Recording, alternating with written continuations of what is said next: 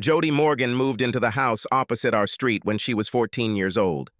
For a 15-year-old boy, it was love at first sight. There was no meet cute. From the very beginning, it seemed like we were destined to be together forever, but enough sentimentality. What really connected us was our shared love of adventure. We constantly needed to do something. Not some everyday things, but extraordinary ones. As a child, it started with things like climbing very tall trees or exploring caves, diving off local bridges and painting water towers. It seemed like nothing was off limits as long as it stayed within the law, although a lot of it was walking on the edge, if you know what I mean. Her favorite expression was, "You always regret what you didn't do." We barely made it through high school without killing ourselves. I finished school first and got a good job laying bricks. Our school had a construction vocational training program, and I took full advantage of it. Jody finished school a year late. She completed a nursing training program and was quickly hired by one of the local ambulance services. 6 months later, Jody Morgan became Mrs. John Terrell. Our extracurricular activities have slowed down a lot, but they haven't disappeared. The excitement we lacked outside the house we made up for in the bedroom. When it came to sex, everything was on the menu. We worked hard. We saved money and bought a house. After the birth of our third son, Jody quit her job. Life was good. I had 6 people working for me, and there was more work than we could handle. Only one problem still existed. Jody began to regret it. "John, we have to do something." "With what? Everything seems to be fine. Are the boys okay?" "The boys are fine for now. I'm worried about us. We're stuck. If we don't do something, we'll take root and won't be able to move anymore." This is a damn exaggeration, but I understand what you want to say. Any suggestions? The boys are 8, 9, and 10 years old. I think they're old enough to do this with us. We'll have to adapt a little to get them involved, but I think it could be fun. It doesn't have to be all the time. But we have to do something. I don't want them to regret not doing something when they were young. We didn't regret it. Jody didn't appreciate it when I started laughing. "What the hell is so funny, John? You speak the same way as 20 years ago. Is this the legacy that you are going to leave to your sons?" "Why not? I think it would be nice to instill this in them. I don't want them to grow up like logs." "And that's all?" "No, I want this for myself too. There are a hell of a lot of things we haven't done yet. We can afford it, and we have time.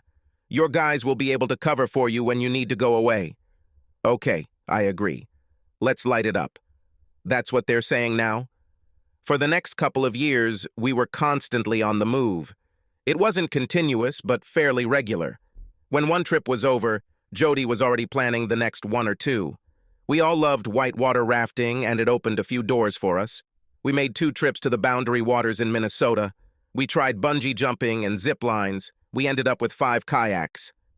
After receiving scuba diver certificates, even more opportunities opened up for us.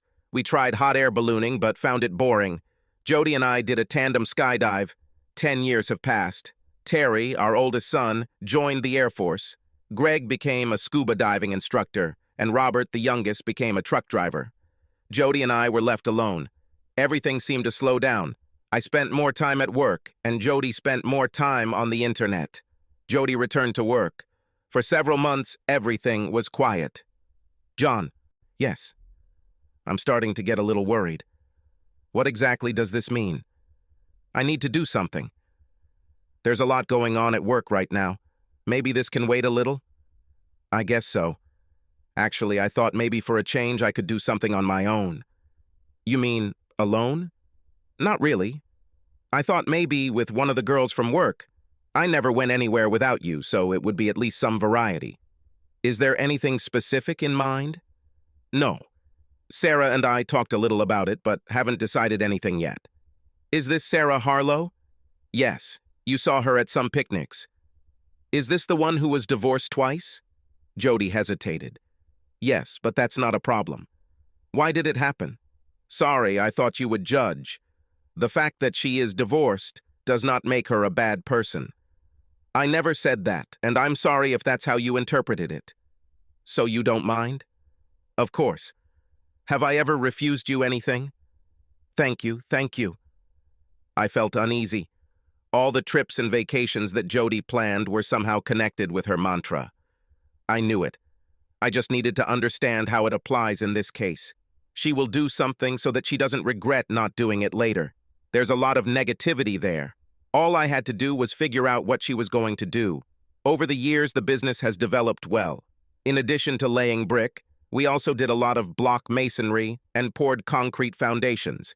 We didn't do driveways or sidewalks, just foundations and poured walls. The company was also involved in the construction of steel buildings. These were usually simple, prefabricated buildings, but some were quite large. I now have over 50 full-time employees. I never asked Jody what she was planning. The fact that she didn't openly say what it would be made me a little uneasy. I'm sure she had something on her mind. My concerns increased significantly when I discovered that it deletes the browser history every time. I think most guys would have easily gotten around this problem, but I wasn't that smart. I didn't even know what a keylogger was. She also deleted her email correspondence, but that's where she screwed up. Jody was putting her letters in the trash, but she didn't realize that they stayed in the trash for 30 days unless she emptied the trash every time. I started looking through her letters over the past month. Most of it was just plain junk, but the correspondence she had with Sarah was enlightening. The words were enough to confirm my suspicions, but the accompanying web links did the trick. I did not check all the sites that were linked to. This was not necessary. It's time to make a decision I won't regret. It was a Tuesday fair in Buca. I felt like a new kid at school. This was my first time going out, although I had been here for 2 days already. I wandered around for a while and finally found my assigned coffee shop.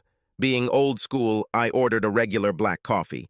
It was still early and people were just starting to arrive, so I took one of the still empty seats. I felt weird wearing a New York Yankees cap, but that was one of the conditions given to me. "Hey, new guy!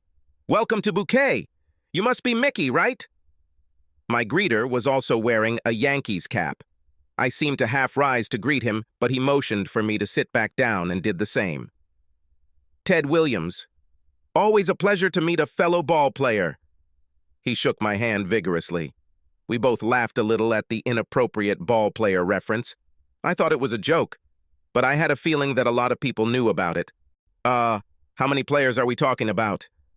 "At the moment, it looks like there are 10 baseball players and 3 tennis players." "Tennis. The baseball players are all boys, but there are 3 other girls in the program, and Hector decided that tennis was better for them." "Are they all here?" "All but one. Chris Evert lives in David." That's when Sandy Koufax and Bob Feller joined us. Before the morning was over, I met 4 more famous ball players. Bob quickly got to the point. "So, Mr. Mickey Mantle, in 25 words, no more, tell us why you decided to choose Panama Promotions Alternatives." From the way the question was phrased, I guessed that no one wanted the gruesome details, just a quick overview. My wife of 23 years decided she wanted to spread her wings, and I decided I didn't want to stand in her way, so I left. Yogi Bear was the first to respond. It was more than 25 words. Ted poked him in the ribs. Over the next 20 minutes, each of the guys talked about the reasons for their participation in the program. They were almost all different, but the results were the same. 10 boys and 3 girls signed up for PPA to avoid unwanted situations at home.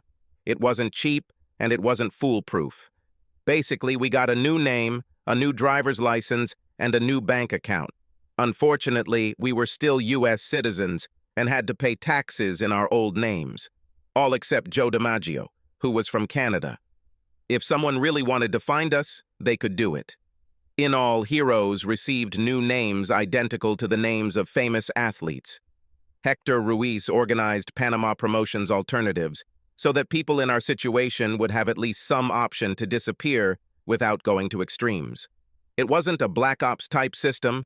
In fact, it was quite loose. Hector was an avid baseball fan. Everything wasn't exactly kosher, but it was buttered up enough for us to feel comfortable. The name change was properly completed and the driver's license and bank accounts were in order. Using them was not easy, but quite doable. It was almost noon when my cell phone rang. I haven't had time to buy a new one yet. The whole team watched me. Read the message. AIR Jamaica Flight 247 landed at Philadelphia International Airport from Montego Bay. I looked at my companions and smiled. Gentlemen, my wife has just returned home from a 10-day vacation. That night, we all went to the Rock for some ribs. I spent the next few months getting to know the area. There was always one or two team members nearby for communication and assistance. I notified all three boys of the situation, but without details. Their mother could explain everything to them. Hector insisted that all PPA participants carry emergency suitcases with the most necessary things in case of a sudden departure. Both Barry Bonds and Willie Mays had to use their briefcases at some point. Barry was being tracked by his irritated wife, and Willie was being looked for by his two brothers-in-law. They were more than happy to recommend items that I should have with me if needed. The need arose sooner than I expected. The phone rang at 5 a.m. Who the hell would be calling at a time like this? Mr. Mantle, this is Hector. The driver will be with you in 30 minutes. Prepare everything you need and be prepared to stay at least a week, maybe longer. Don't tell anyone anything. I'll take care of everything. There wasn't really much to do. I had plenty of time to shower and shave and still be ready to leave. Luckily, the driver had brought some cornmeal tortillas with him. An hour later, we were in David. Chris Everett was waiting with an emergency suitcase when we pulled up. I have no idea why she chose David over Boke. When we drove south, the temperatures were completely different. She didn't look like a tennis player at all. Of course, I didn't look like a baseball player either. She looked more like a Mediterranean type. We introduced ourselves, and she began to get settled. She had already had breakfast, and I ate her scones. Do you have any idea where we're going? I shook my head. No. Don't you know why? I pretended to be ignorant again. She had a dejected expression on her face and sat silently for the rest of the ride. 30 minutes later, we arrived at a small pier.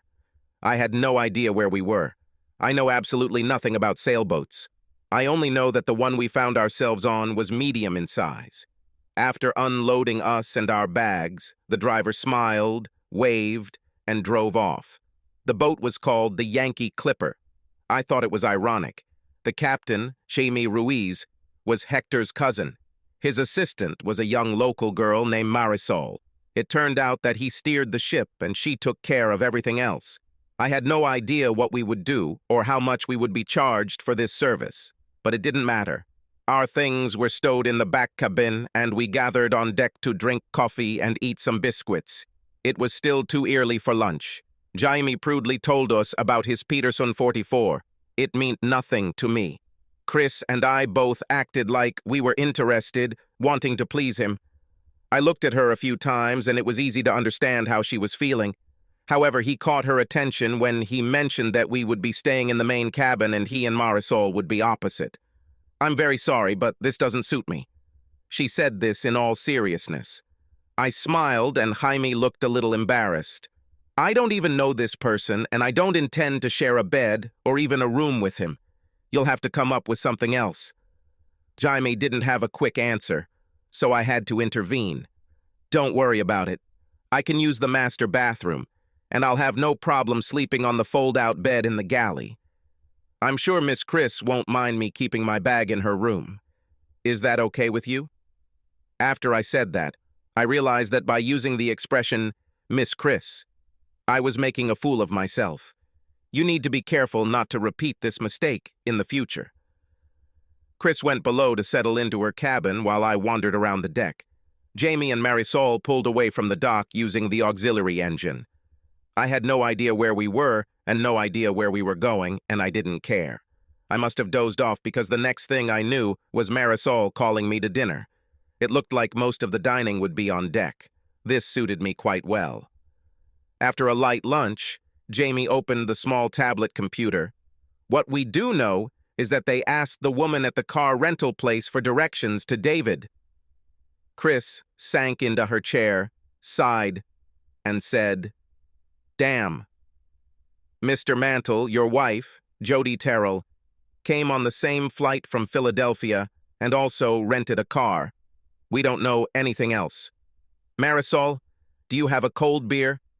Miss Everett, your ex-husband, Anthony Krupe, and several friends arrived in Panama City last night and rented a car this morning. That's it. I couldn't think of anything smarter. 30 minutes later, Jaime and Marisol were raising the sails, and soon we were racing at full speed into the open ocean. Chris spent the rest of the day below, while I lay on the deck enjoying the sun and wind, and finally I got my cold beer. For the next 3 days, everything was calm. I slept in the galley, Chris occupied the master bedroom, and Jaime and Marisol shared the forward cabin. I tried to be helpful, helping Jaime whenever I could. Chris helped Marisol, but prepared some of the dishes herself. She was great at brunch-type dinners. Nobody complained. She seemed comfortable in the kitchen and the living room.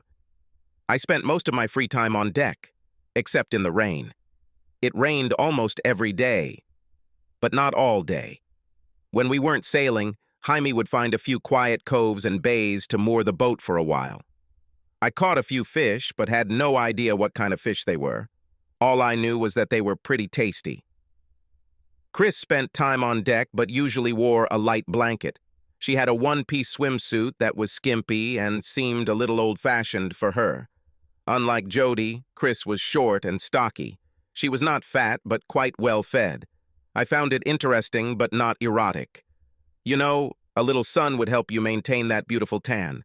It was a weak attempt on my part to be friendly. It's not a tan, idiot. The sun ages the skin and is the main cause of melanoma. I'd rather cover up than look like an old woman with tanned skin. It was unexpected. Her skin had a golden sheen to it, and I just assumed it was from a normal tan. She must have really been Mediterranean. Tomorrow I'll try a different approach. Everything was quiet and serene. Who am I kidding? It was damn boring. By the end of the week, Chris was finally warming up. The conversations were short and meaningless, but they were conversations. That evening, after dinner, we were on deck, and she decided to open up a little. Mickey, why are you here? What made you sign a contract with the PPA? Since I decided to live in David and not in Boca, I feel a little out of place. You all know each other up there. It should work both ways. Let's put it this way. You tell me your story and I'll tell you mine. But first, I need to know one thing. Yes. What exactly? What is your real name? We're not supposed to talk, but to hell with it. My name is Carla. Great. You can call me John. I find it funny to respond to Mickey. Carla reached into the refrigerator and got us both a new bottle of beer. I won't bore you with the long story. I got married about 8 years ago in Westchester to the son of an old family friend. I guess you could call it an arranged marriage, although technically it wasn't. My family was well off, and so did his family. Unfortunately, I couldn't have children, so my husband decided he needed to find someone else. Should I continue? I smiled, nodded, and took a sip of beer. My family, the Randazzos, were in the municipal construction business. They did all the traffic lights, street lights, storm drains, and other similar projects in 3 counties. It was very profitable. The Krupe family owned 4 restaurants, several pizzerias, and sandwich shops. How did you end up here? My husband Tony just told me he was having a baby with his last girlfriend. He was going to move her into our house while she was pregnant, and they would find a better place to live after the baby was born. He seemed to be very confident in himself. He has always been like this. She brought us 2 more cold ones. I smiled and waited for her to continue. I burned down the house, as well as 3 cars. Then I burned down the largest of Krupe's restaurants, and finally I cleaned out all the bank accounts, including savings and investments. 2 days later, I was here. We sat in silence for a few minutes, enjoying our beer. Okay, John, now it's your turn. My wife, Jody, and I met when we were kids. We grew up together and got into trouble all the time. She loved every minute of it. Her mantra was, "You always regret the things you don't do, and she lived it that way. Over time, we got married and had 3 children. I started my own construction business, which grew very well. Every chance we got, we did something adventurous and exciting. When the children grew up, she got a little bored and decided to set up one of her own adventures. The nature of the project she had chosen meant that I could not go with her, and, unfortunately, she could not discuss it with me. Carla handed me a new cold beer. I think I see where this is going. I'm no computer whiz, but I had no trouble figuring it out. It really bothered me. I don't know what was worse, knowing what she was going to do, or knowing that she was keeping it a secret from me. We shared everyone's lives, and now it had to happen. As I understand it, you waited until she left before finishing everything? Yes, I gave my business to my employees in exchange for a share in future profits and took a good chunk of our savings, but not all. I left her the house and everything else. Are you sure she did what you think she did? No, I don't want to know, and I don't need to know more than I know. I don't need this grief. Have you heard anything about her since then? Nope. We sat in silence for a while, and then Carla excused herself and went to bed. That night, I slept on the deck. The next day, some kind of storm broke out. By dinner, it got really bad. Jaime and Marisol spent quite a bit of time setting up ropes or anchors, or something similar to prepare for the night. They seemed to know what they were doing, so I felt calm. All I could think about were the lyrics from an old Queen song. Thunder and lightning, very, very scary. Galileo, Galileo. I don't know what was worse, the bright flashes of lightning or the loud peals of thunder. It was hard to fall asleep, and it didn't help that Carla kept shaking me. What the hell do you want? This is a really bad storm, John. Come down to the cabin with me, quickly. It's okay. I'm fine. Don't worry about me. Go back to bed. I'm not worried about you, asshole. I'm worried about myself. Get your ass to the cabin now. She pulled my hand. I spent the rest of the night holding her. Most of the time, she pulled the blanket over her head. By the next morning, everything was quiet and calm. I woke up with a breast in my hand and a raging excitement. She seemed to be awake and aware of both states, but did not know what to do and simply lay there motionless. As smoothly as I could, I moved my butt away and removed my hand. I had no idea how it ended up under her nightgown. As we settled down on the bed, she turned to face me. Thank you, John. I needed this. She slid off the bed and went into the control room. I had no idea what she meant. I fell over the side of the bunk with relief. Carla was very friendly for the rest of the day. Jamie and Marisol enjoyed making us feel awkward about our night together. The comments and jokes didn't stop all day. In fact, it seems that Carla herself gave reasons for this a couple of times. I was more embarrassed than she was. In the evening, after a few glasses of beer on deck, Carla took my hand, and we went to the cabin together. We barely slept that night. It was a new experience for me. My first woman besides Jody. It was different and, at the same time, the same. It's hard to describe, but I really enjoyed it. I didn't feel any guilt.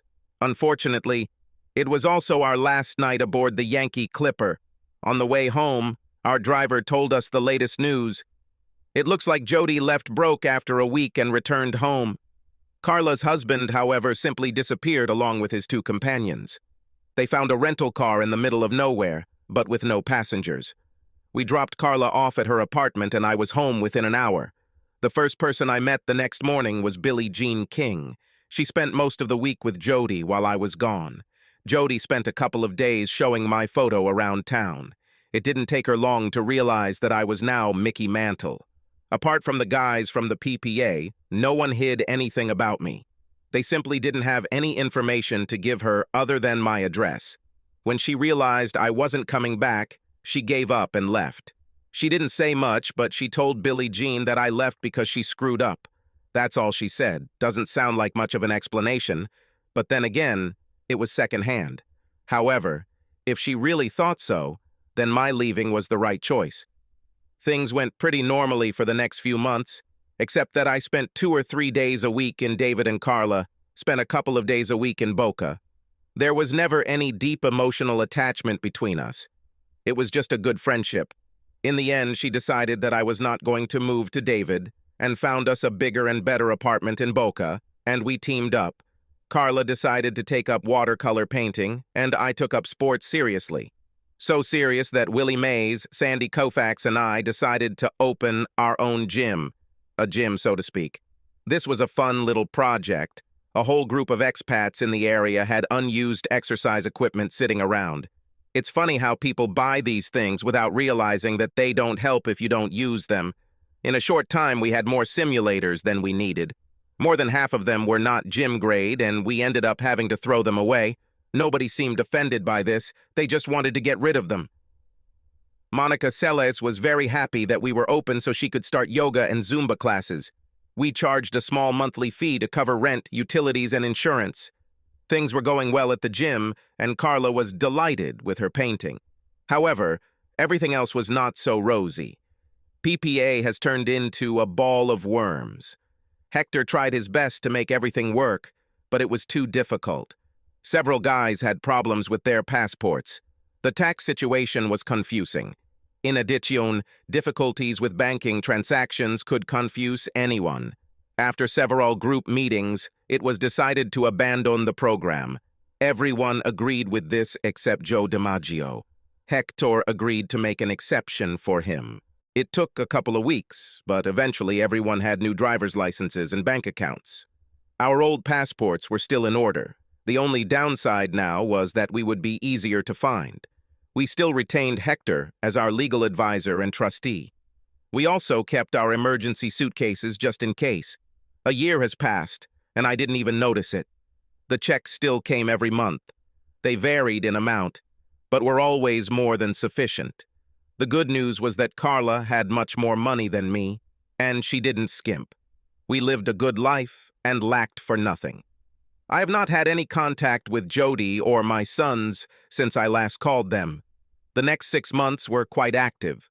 One day I came home to find Carla sitting on the porch with a stranger. Michael Randazzo came from Westchester to spend the week with his daughter. They haven't spoken since she left. Her mother was unable to come due to heart problems. I felt a little uneasy, but he quickly calmed me down. He was truly grateful that his daughter was happy and cared for. I felt a little uneasy, especially since I was almost 20 years older than her. Over the next week, Michael and I spent several hours together. He apologized for letting the problem with Carla's husband get out of hand. He never said it, but I got the idea that Anthony Krupe never returned to the States and never will. I didn't ask for an explanation. It was his monkey and his circus. He tried to get the charges against Carla dropped, but was unsuccessful. He also asked me about my marital status and seemed genuinely interested in my answer. The week passed quickly. Carla was happy, and that only made me feel better. Before leaving, he took me aside. "John, Carla needs to see her mother. She can't come back like Carla Krupe, but she can do it like Carla Terrell. Think about it." I interpreted this as his approval. 6 weeks later, I received another surprise. My son Greg arrived. "You're hard to find, Dad, but not impossible. Sorry for not keeping in touch, but I assume you know the situation." "Actually, Dad, none of us know. We tried everything, but Mom refuses to tell us anything. She only says that it was her fault, and nothing more. It's been over a year now, and I haven't heard anything from her. She showed up over a year ago, and I avoided her the whole time she was here.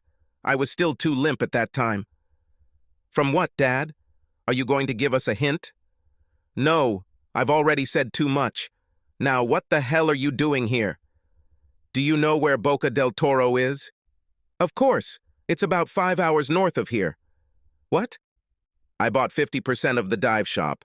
I'm here to do all the paperwork. I'll be moving in next month." "What is your mother doing?" "She was pretty depressed for a while. Then she found a new job. She works in the junior high school cafeteria.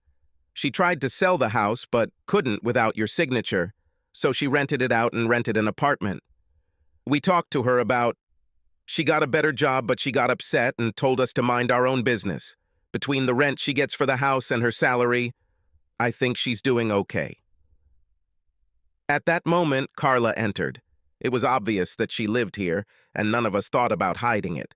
"Hi, you must be Greg. John talks a lot about you." Greg was surprised, and it showed on his face. Carla laughed. "It's okay, Greg. Just consider me your dad's housekeeper. Who wants a beer?" She knew how to melt the ice. Greg suddenly felt comfortable in this situation. We talked a little more, and then went to dinner. Before Greg left for the States, I gave him a power of attorney so Jody could sell the house. A month later, he returned to start his new business. I haven't had any contact with the business since I left. That was the plan. The checks kept coming, and I had no reason to pry into it. After a few months, I noticed that my monthly contributions to the company had increased significantly. I left Gary Jones in charge of the company and felt it was time to test him. "Gary, this is John." "Damn, it's high time. You've been gone for almost 2 years. What's going on?" "I was going to ask you the same question. I saw a big jump in my monthly checks and I was curious. Is there anything I should know about?" "A couple of months ago, we were visited by a company from Philadelphia called Empire Industries. Have you ever heard of them?" "Of course I've heard of them. Empire Industries was owned by the Randazzo family. All this must have happened shortly after I met Carla's father." "Yes, I heard about them. I know one of the owners, Michael Randazzo. What happened to lead to this?" "They explained to us that they had a lot of different jobs coming up that didn't fit into their normal business. They wanted to subcontract the jobs and ask it if we were interested.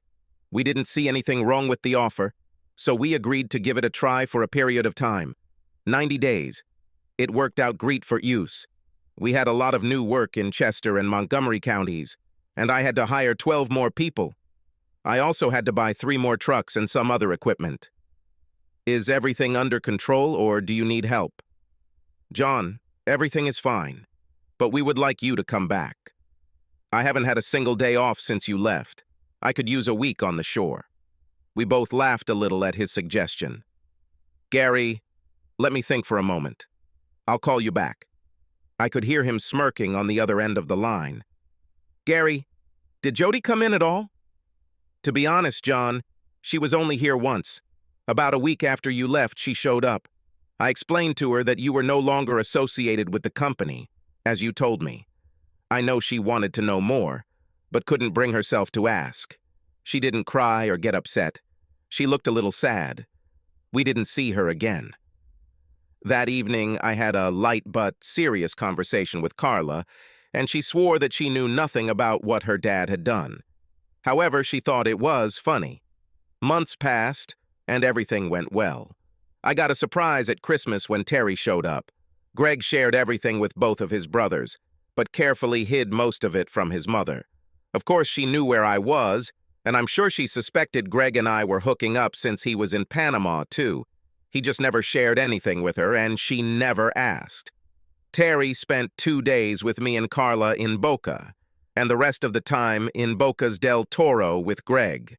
Greg promised to help him recertify in scuba diving while he was here. Terry brought 2 things that Jody wanted him to give to me. The first was a check for $210,000, my share from the sale of the house. It was her decision, not mine. The second thing was the final decision on divorce. There was no letter, no explanation, no message, only 2 envelopes. When he left, I had no message or letter for him to pick up. A curtain. I didn't regret anything. 2 months later, Carla Terrell received a new passport and was traveling with her new husband to visit her mother. It was a round-trip ticket.